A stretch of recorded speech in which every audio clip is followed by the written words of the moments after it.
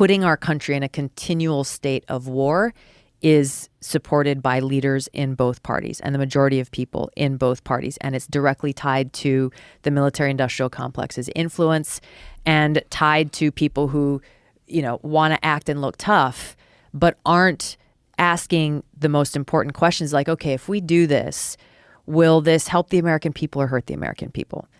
If we vote to, send these billions of dollars to Ukraine, is that strengthening our national security or undermining it?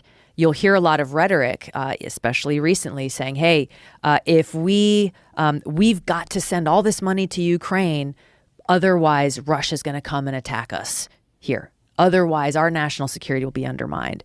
So they say all these things to foment fear in people's minds, but they're not rooted in reality. So what we're seeing play out now is essentially a proxy war. U.S. is engaging in a proxy war with Russia, using Ukraine as their military. So the U.S. and some European countries, predominantly the U.S., though, are providing billions of dollars in funding, weapon systems, and so forth, and essentially waging this war using the Ukrainian military and people as their chess pieces in this geopolitical chess game. The ultimate objective being regime change with Russia. And you can see years before, obviously, Russia's invasion in Ukraine, this anti-Russia sentiment has been building up by the permanent Washington establishment and laying the groundwork. And this was the opportunity that they saw.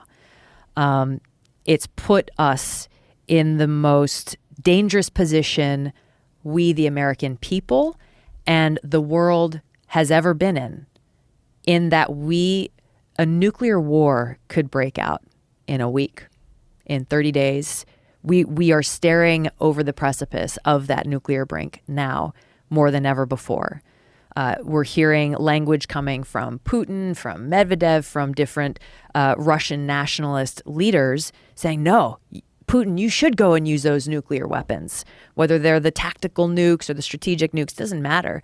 There is no way to win this. That would spark a nuclear war. It would spark World War III. And the result of that is destruction of the world.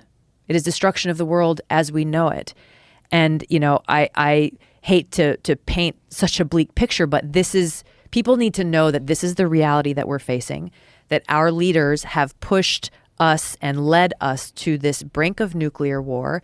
They have their own bunkers and ways to protect themselves. There is no shelter for the American people.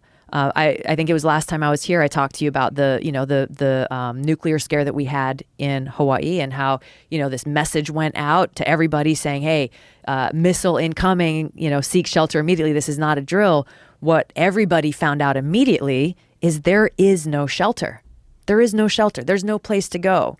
There's no place where you can take your loved ones and your kids to be protected, not only from the blast, but the fallout and the lack of food and water and everything else that comes after.